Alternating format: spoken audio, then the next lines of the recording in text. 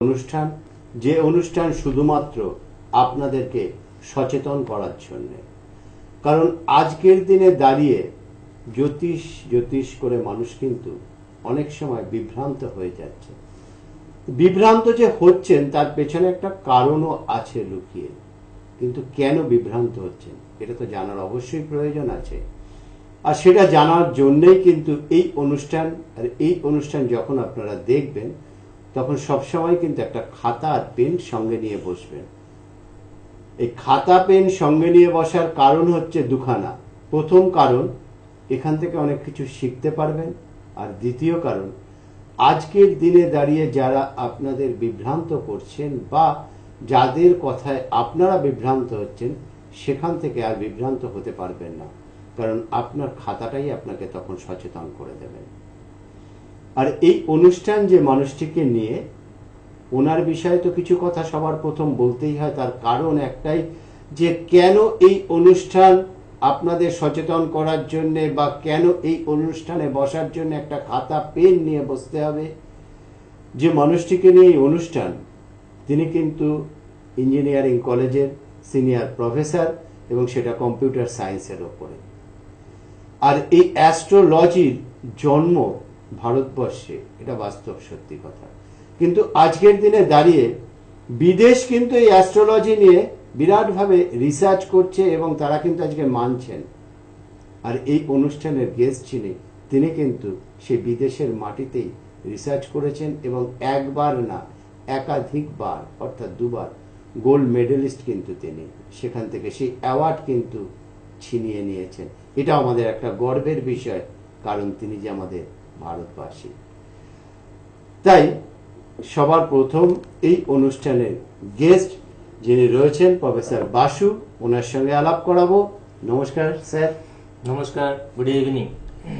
আর তার সঙ্গে ওনার পিএ তানিয়া পাল, ওনার সঙ্গে আলাপ করাবো। নমস্কার ম্যাডাম। নমস্কার দর্শক বন্ধুরা, কেমন আছেন?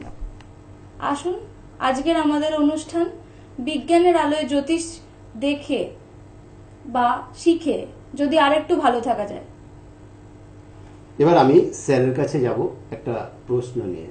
স্যার, সবসময় আপনি একটা কথা বলেন যে আজকের দিনে দাঁড়িয়ে অ্যাস্ট্রোলজাররা বলছেন আমার চেম্বারে আসুন আর নাম লেখান, আর সঙ্গে সঙ্গে আমি দেখে দিচ্ছি। কিন্তু আজকে আপনি রিসার্চ করার পর যে জায়গাটায় এসেছেন, যে একটা ন্যাটাল চার্ট কখনো ওই জাস্ট জনমকুণ্ডলীটা দেখলাম আর তার প্রেডিকশন করে দিলাম 2 মিনিট বা 5 মিনিটে সেটা হয়ে গেল, এটা সম্ভব নয়। আর এটা কোনো অথেন্টিক প্রসেসও নয়। তার জন্য আপনার রিসার্চ, তার ব্যাখ্যাটা যদি একটু ভিউয়ার্সকে দেন, যাতে ওনারা আজকের দিনে সচেতন হতে পারেন। একদম ঠিক। প্রথমে সকল দর্শক বন্ধুকে জানাই ভালো থাকবেন। আর যারা ভালো নেই এই মুহূর্তে, একটু মনমরা হয়ে আছেন, তারা অ্যাটলিস্ট এই 25 মিনিট এই অনুষ্ঠানটা একটু মনোসংযোগ করবেন, একটু মন দিয়ে দেখবেন। কারণ আপনারা এই উদ্বিগ্ন হয়ে থাকেন, অনেক সময় খুব উদ্ভ্রান্ত হয়ে জ্যোতিষীদের কাছে যান। তো অনেক সময় আপনাদের এই উদ্বিগ্নতা তাদের কাছে একটা তারা আনডু অ্যাডভান্টেজ নিয়ে নেয়। প্রথমে আপনারা চেষ্টা করবেন জ্যোতিষীদের কাছে যাওয়ার আগে কি কি বিষয় আপনাদের ব্যাপারে আপনাদের সতর্ক হতে হবে, কি কি বিষয়ের ব্যাপারে। যাই হোক, তো বলি যে প্রথমে আজকে এই জ্যোতিষ শাস্ত্র সম্বন্ধে আমরা একটা আগের কয়েকটা এপিসোডে আমি বলেছিলাম যে জ্যোতিষ শাস্ত্র আমাদের অত্যন্ত সায়েন্টিফিক। তো আজকে বিশেষভাবে সায়েন্টিফিক্যালি যারা জ্যোতিষ শাস্ত্র দেখেন না, তারা তাদের এই রেমেডি বলুন বা তাদের এই বিচার বলুন, সেটা অনেক সময় বেশিরভাগ ক্ষেত্রে ভুল হয়ে থাকে। তো আমি মেনলি বারবার যে ব্যাপারটায় গুরুত্ব দিয়ে থাকি, ডিভিশনাল চার্ট বা বর্গ বিচার, যেটা আজকে ভারতবর্ষে আমি তো বোধহয় আমি ছাড়া এই মুহূর্তে আমি দেখি না এই বর্গ বিচার বা ডিভিশনাল চার্ট কোথাও বিচার করা হয়, যেটা আমি করে থাকি। এবং বিদেশের বেশ কিছু জায়গায় এই নিয়ে রীতিমতো রিসার্চ হচ্ছে। আমি বেশ কিছু জায়গায় বিদেশে বেশ কিছু রিসার্চ অর্গানাইজেশনের সঙ্গে যুক্ত বলে আমি এটা জোর গলায় বলতে পারি, তারা এই বিষয়টা নিয়ে এখন খুব বেশি রকম ভাবে জোর দিয়ে থাকে। বাট এক সময় আমাদের 100-200 বছর আগে জ্যোতিষীরা এই ব্যাপারটা, এই বিষয়ের উপরে তারা এই ডিভিশনাল চার্ট দেখে একজন জাতক বা জাতিকার তাদের ছক বিচার করতেন। অর্থাৎ একজন জাতক বা জাতিকার ছক বিচার করতে গেলে আপনারা দেখেছেন শুধুমাত্র একটা জন্ম ছক বা D1 যেটা বলি লগ্ন ছক, লগ্ন চার্ট বা বড়জোর নবাংশ চার্ট D9, এই দুটো চার্টের উপর সমস্ত কিছু তারা ওই প্রেডিকশন অ্যান্ড তার রেমিডি বলে থাকেন। বাট সেটা কিন্তু সম্ভব নয়, সেটা রেকমেন্ডেড নয়। একজন জাতক বা জাতিকার ক্ষেত্রে 15 থেকে 20 খানা চার্ট করতে হয়। আমি সেটা করে থাকি বিগত 18 বছর ধরে, তাই করে আসছি। তাই আমার চেম্বারে যখন কোনো জাতক বা জাতিকা এসে থাকেন তাকে কিছু বলতে হয় না, আমি প্রথমে বলে দিই, তার সম্পূর্ণ রকম সমস্ত রকম ভাবে তার প্রেডিকশন মিলে যাবার পরে তার আর নতুন করে কিছু বলার থাকে না। তারপর আমি তাকে রেমেডি দিয়ে থাকি এবং রেমেডিও বেশি দিতে হয় না। অ্যাস্ট্রোলজিক্যাল রেমেডি ঠিকঠাক ভাবে যদি তার চার্ট বিচার করা যায়, এই 15 থেকে 20 খানা চার্ট বিচার করলে খুব বেশি হলেও 2 খানা জেমস্টোন বা 2 খানা রত্নতেই কাজ হয়ে যায়। আমি আমার 18 বছরের অভিজ্ঞতা থেকে বলছি, 5% চার্ট আমি পেয়েছি যেখানে হয়তো 2 এর বেশি 3টে রত্ন দিতে হয়েছে। ঠিকঠাক ভাবে প্রেডিকশন করলে 2টোর বেশি 3টে, ঠিকঠাক ভাবে চার্ট বিচার করলে 2টোর বেশি 3টে রত্ন দেওয়ার প্রয়োজন পড়ে না। কারণটা কি সে ব্যাপারে আলোচনা করব। তো প্রথমে বলি আমার রিসেন্ট এক্সপেরিমেন্ট সম্বন্ধে। আমি কয়েকদিন আগে একটা ইন্টারন্যাশনাল কনফারেন্স অ্যাটেন্ড করেছিলাম। সেখানে যারা জ্যোতিষ নিয়ে সিরিয়াসলি আলোচনা করেন, গবেষণা করেন, তাদের সঙ্গে আলোচনার সঙ্গে জানতে পারলাম যারা সিরিয়াসলি জ্যোতিষটাকে নেন, জ্যোতিষশাস্ত্রকে নেন, দেখবেন তারা আমার সঙ্গে সহমত হবেন। এই লগ্ন ছক, সান চার্ট, লগ্ন চার্ট অ্যান্ড মুন চার্ট, এটা নিয়ে একটা কনফিউশন থেকে যায় কোন চার্টটাকে রেফারেন্স ধরবো। অর্থাৎ আমরা প্রথমে লগ্ন চার্টটাকে ফার্স্ট একটা রেফারেন্স চার্ট হিসেবে ধরি, তারপর ডিভিশনাল চার্ট, নবাংশ চার্ট, বিভিন্ন চার্ট নিয়ে বিচার করি। কিন্তু তার সঙ্গে মুন চার্ট একটা আছে, তার সঙ্গে সান চার্ট একটা আছে। আগের দিনে আমি বলেছিলাম ওই জ্যোতিষ শাস্ত্রের কোন কোন সিদ্ধান্তের উপরে দাঁড়িয়ে আছে বলতে গিয়ে সূর্য সিদ্ধান্ত বলে একটা সিদ্ধান্তের কথা বলেছিলাম, যার প্রণেতা হিসাবে বলেছিলাম ময়দানব, রাবণের শ্বশুর মশাই ময়দানব এর রচয়িতা ছিলেন। সূর্য সিদ্ধান্তে শানকে 1 নম্বর ধরে অ্যান্টি ক্লকওয়াইজ 12টা ভাব বিচার করা হতো। এখন আমরা লগ্নকে 1 নম্বর ধরে, অর্থাৎ যে স্থানে লগ্ন আছে সেটাকে 1 নম্বর ধরে আমরা বাকি 1, 2, 3 করে অ্যান্টি ক্লকওয়াইজ 12 খানা ভাব বিচার করে থাকি। কিন্তু সেরকম ভাবে মুন চার্ট, অর্থাৎ যার চার্টেতে চন্দ্র যেখানে অবস্থান করছে, অর্থাৎ রাশি যেখানে অবস্থান করছে, সেটাকে 1 নম্বর ধরে 12 খানা ভাব বিচার করতে হয়। ঠিক সেরকম ভাবে সান যেখানে আছে, অর্থাৎ রবি যেখানে আছে, সেই রবিকে 1 নম্বর ধরে কিন্তু 12টা ভাব বিচার করতে হয়। কারণ আমাদের জীবনে চন্দ্র অর্থাৎ রাশি এবং সান অর্থাৎ রবিরও গুরুত্ব কিন্তু অসম্ভব রকমের। আমার রিসেন্ট এক্সপেরিমেন্টে আমি দেখেছি এই লগ্ন চার্ট, সান চার্ট এবং মুন চার্টের গুরুত্ব কত, কোন বয়সে অর্থাৎ কোন এজ রেঞ্জে কতটা বেশি ইম্পর্টেন্ট, সেটা আমি এই নিয়ে এক্সপেরিমেন্ট করি। আমি শেষ দিন 15 ধরে এই এক্সপেরিমেন্টটা করি। আমি বিগত 18 বছর ধরে আমি যা আমি প্র্যাকটিস করেছি সেখান থেকে আমি প্রায় 10,000 চার্ট নিয়ে এটা কাজ করেছি। অর্থাৎ 10,000 জাতক জাতিকার আমি date of birth, time, place নিয়ে আমি নিজে প্রোগ্রাম করে সেটা ফিট করি আমার প্রোগ্রামে। এবং সেখান থেকে আমি দেখতে পাই যে এই 10,000 জাতকের বয়সটা আমি দেখি কোন বয়সে কোন চার্টটা বেশি গুরুত্বপূর্ণ। একটু দেখে নি, আমি সেই চার্ট অনুযায়ী আমি একটা যে লাস্ট যে অ্যানালাইসিস করি সেটা আমি একটা গ্রাফে প্লট করি। দেখুন এই ব্লু যে বারটা আছে সেটা সিগনিফাই করছে, সেটা বোঝাচ্ছে লগ্ন চার্ট, আর রেড যে বারটা আছে সেটা সিগনিফাই করছে, বোঝাচ্ছে আপনার মুন চার্ট, আর যে আপনার গ্রিন যেটা দেখছেন সেটা হচ্ছে আপনার সান চার্ট। আমি দেখেছি 1 থেকে 25 বছর বয়স যাদের, সেই সমস্ত জাতকের ক্ষেত্রে লগ্ন চার্টটা সব থেকে বেশি গুরুত্বপূর্ণ। তারপর আসছে মুন চার্ট, তারপর আসছে সান চার্ট। মোটামুটি ভাবে 1 থেকে 25 বছর বয়স অব্দি লগ্ন চার্টের গুরুত্ব 60 to 65%, আর তারপর আসছে মুন চার্ট, তার গুরুত্ব মোটামুটি ভাবে 20% এর কাছাকাছি, আর সান চার্টের গুরুত্ব 10 to 15%। তারপরে চলে আসছি 25 থেকে 40 বছর বয়স অবধি দেখেছি যাদের বয়স, তাদের ক্ষেত্রে লগ্ন চার্টের গুরুত্ব অর্থাৎ লগ্ন চার্টটা কতটা ইম্পর্টেন্স তাদের জীবনে সেটা দেখেছি প্রায় 48 to 50%। আর তারপর সেখানে মুন চার্টটা কিন্তু একটু কমে যাচ্ছে in comparison to 25 years age যাদের, সেখানে মুন চার্টের গুরুত্ব চলে আসছে আপনার 10%-এরও কম। আর সান চার্ট দেখুন সেটা কিন্তু অনেকটা বেড়ে যাচ্ছে, সেটা প্রায় 40%-এর কাছাকাছি।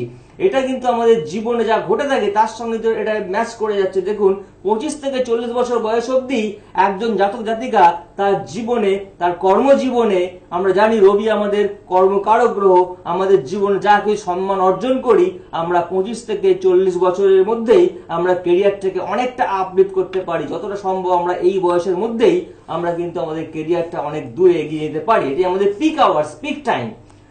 তো এর মধ্যে দেখুন 25 থেকে 40 বছরের মধ্যেই দেখা যাচ্ছে এই সান চার্টের গুরুত্ব খুব বেশি, অর্থাৎ আমাদের লগ্ন চার্ট ছাড়াও সান চার্টটাকেও এই বয়সের যারা জাতক জাতিকাদের ক্ষেত্রে সান চার্টটাকেও খুব বেশি করে দেখতে হবে।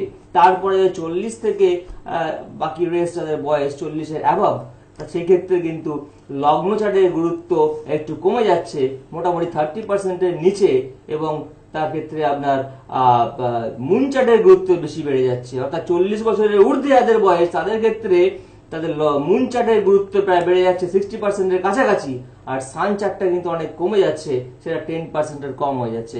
এটা আমার রিসেন্ট এক্সপেরিমেন্ট। তো এটা দেখেছি এই প্রায় 10,000 যে আমি নিয়েছি জাতক জাতিকার যে জন্ম, তাদের date of birth, time, place, এটা আমি যারা আমার কম্পিউটার সায়েন্স ইঞ্জিনিয়ারিং এর স্টুডেন্ট তারা বুঝবেন, যারা কম্পিউটার সি প্রোগ্রামিং জানেন, এটা আমি সব একটা সি প্রোগ্রামিং এর মধ্যে একটা টেক্সট ফাইলে আমি এই ডেট অফ বার্থ, টাইম, প্লেসটা ইনপুট হিসেবে দিই, এন্ড সেটা আমি প্রায় র্যান্ডম সার্চ করি, র্যান্ডামলি বেশ কিছু কালেকশন স্যাম্পল নিই, প্রত্যেকবার 1000-এর উপরে আমি স্যাম্পল নিই, প্রত্যেক র্যান্ডামলি সার্চ করে 10,000 মতো স্যাম্পল নিয়ে প্রত্যেকবার প্রায় আমি 15 থেকে 20 বার আমি রান করে যে আউটপুটটা পেয়েছি তার অ্যাভারেজটা আমি এই চার্টেতে আমি প্লট করি। তাতে আমার যে রেজাল্টটা আসছে সেটা আমার চোখের সামনে দেখতে পেলেন, এই রেজাল্টটা আমি পেয়েছি। তো আমি এটা রিসেন্টলি ভাবছি কোনো একটা কনফারেন্স বা জার্নালে পাবলিশ করব, মানে এর আগে এই ধরনের এক্সপেরিমেন্ট বোধহয় হয়নি। এটা যারা একটু কনফিউজ, যারা ট্রু অ্যাস্ট্রোলজার, যারা জ্যোতিষ নিয়ে চিন্তা ভাবনা করেন, তাদের কাছে এই জিনিসটা অনেক কনফিউশন রিমুভ করে দেবে। কারণ আমরা শুধুমাত্র লগ্ন চার্টটাই দেখি, তার সঙ্গে আমরা কিন্তু সান চার্ট বা মুন চার্টের গুরুত্ব অতটা বুঝি না। যারা অ্যাস্ট্রোলজি আমরা প্র্যাকটিস করি বা বুঝি না, তাদের ক্ষেত্রে ওটা একটা মেসেজ, আপনারা লগ্ন চার্টের সঙ্গে সঙ্গে সান চার্ট, মুন চার্টের গুরুত্ব দেবেন বয়স অনুযায়ী।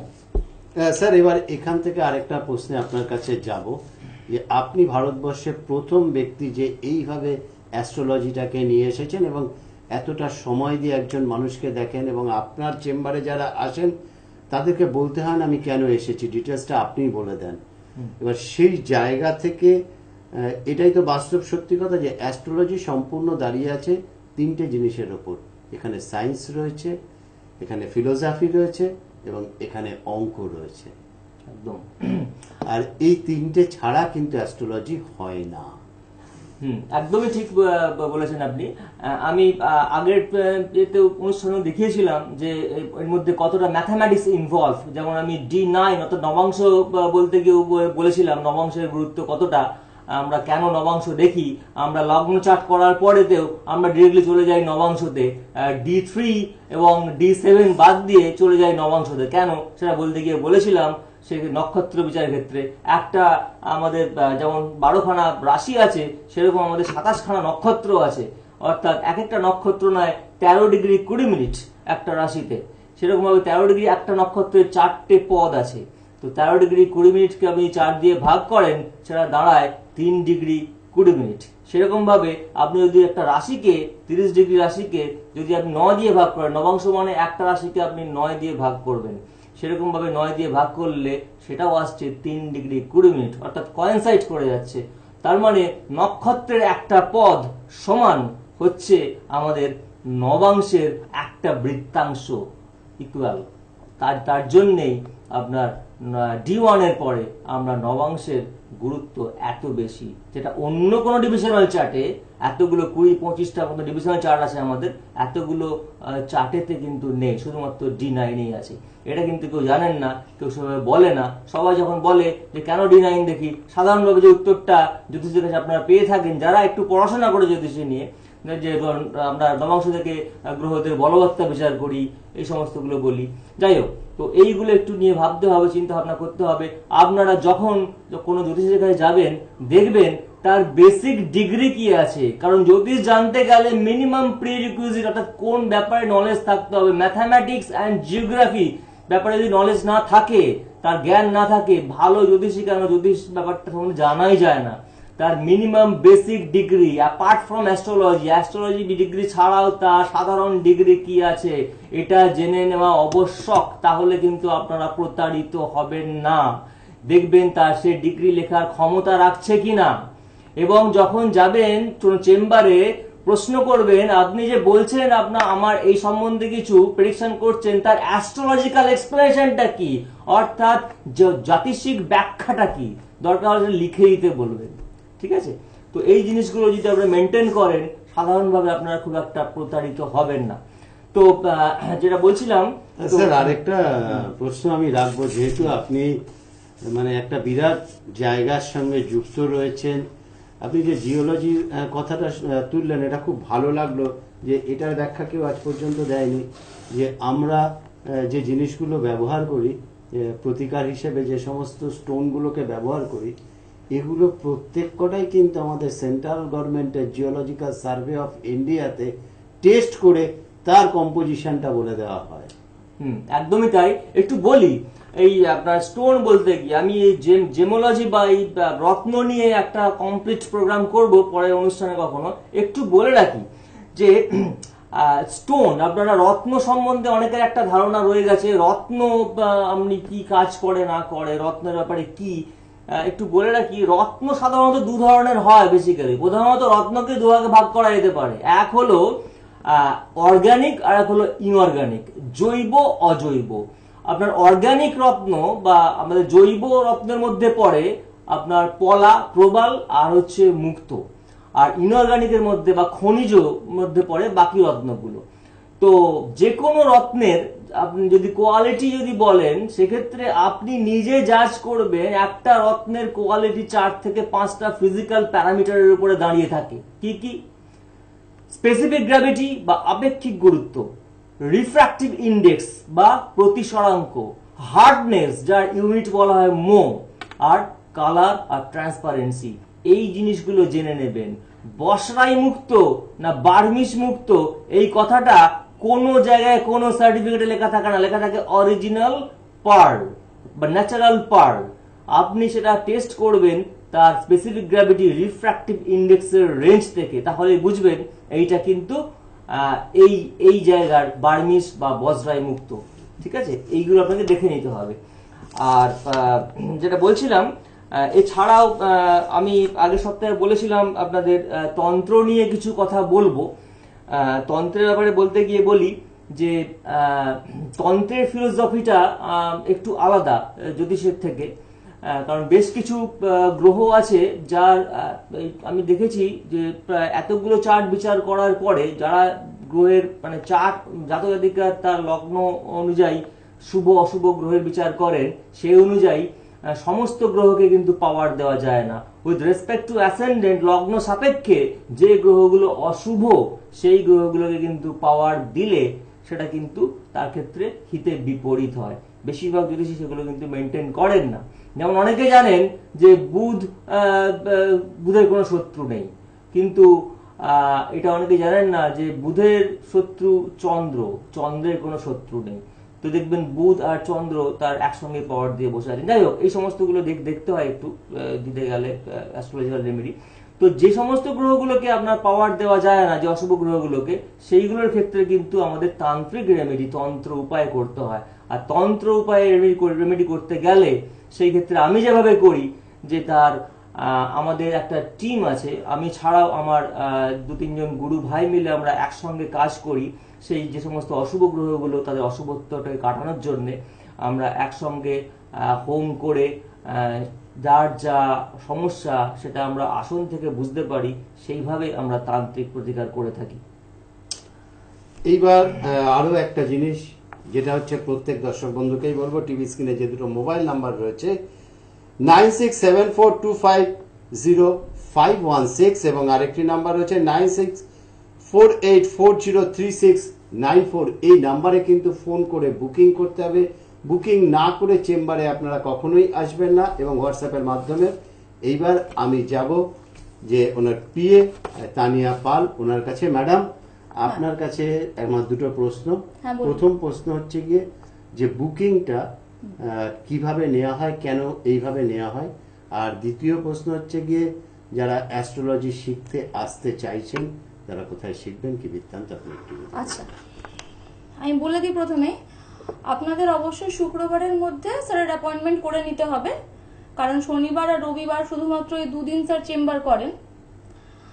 জ্যোতিষ তো সমুদ্র, তো আসুন না, একজন ফ্রেন্ড, ফিলোসফার অ্যান্ড গাইড, একমাত্র ফ্রেন্ড, ফিলোসফার অ্যান্ড গাইডের কাছে আমরা কতটা নিজের উপকার লুটে নিতে পারি। 9674250516 আর 9748403694, এই যে দুটো নম্বর আপনাদের জন্য খোলা আছে রাত্রি 12টা পর্যন্ত। আপনারা এই নাম্বারেই যোগাযোগ করবেন যারা শিখতে চান, আর যারা স্যারের কাছে আসতে চান, স্যারের সঙ্গে যোগাযোগ করতে চান, সবাই এই নাম্বারে যোগাযোগ করুন। শুক্রবার পর্যন্ত স্যারের অ্যাপয়েন্টমেন্ট নেওয়া হয়, বারবার বলে দিচ্ছি, অবশ্যই শুক্রবারের মধ্যে অ্যাপয়েন্টমেন্ট করে নেবেন। আর এবার বলবো যারা শিখতে চাইছেন ধরুন অ্যাস্ট্রোলজি, তাদের জন্য কি কোনো স্যারের institute Jyotirmoy institute of pseudo science and research January session শুরু হচ্ছে। তার জন্য নভেম্বর 30 তারিখ পর্যন্ত আপনারা অ্যাডমিশন করে যেতে পারেন। আপনাদের যোগাযোগ করতে হবে দিশা চেম্বারে, কালীঘাট দিশা, কালীঘাট ট্রাম ডিপোর উল্টো দিকে। আপনারা ফোনে যোগাযোগ করে আসুন, ডিটেলসে অ্যাড্রেস আমি বলে দেবো।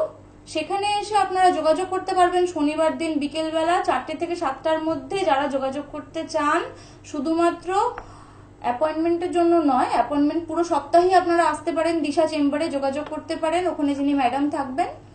আর যারা শিখতে চাইছেন তাদের জন্য বলছি 4টে থেকে 7টা পর্যন্ত আপনারা আসতে পারেন, শুধুমাত্র শনিবার। সেই দিনকে আমরা আপনাদের ভর্তি হওয়ার ব্যবস্থা রেখেছি। আর এইবার আমি আবার স্যারের কাছে যাব। স্যার নিজে হাতেই কিন্তু তার স্টুডেন্টদের তৈরি করেন, এবং শুধু যে নিজে হাতে স্টুডেন্ট তৈরি করা তা নয়, আজকের দিনে দাঁড়িয়ে বহু নেটাল চার্ট উনি দেখেছেন। স্যার আপনার কাছে যে প্রশ্নটা আমি রাখবো, হয়তো আজকে আর সময়ের একদম অন্তিম মুহূর্তে দাঁড়িয়ে আছি, আমার এটা রিকোয়েস্ট রইল নেক্সট কোনো অনুষ্ঠানে আপনি একটু যদি দেখান, যে অনেক সময় দেখা যায় একটা নেটাল চার্ট খুব ভালো, বিভিন্ন জায়গায় গেছেন, সবাই দেখছেন, দেখবো যে একটু দারুণ এডুকেশন হবে, একটু দারুণ চাকরি হবে, কিন্তু দেখা গেল কোনোটাই হলো না, বাস্তব জীবনে হলো না।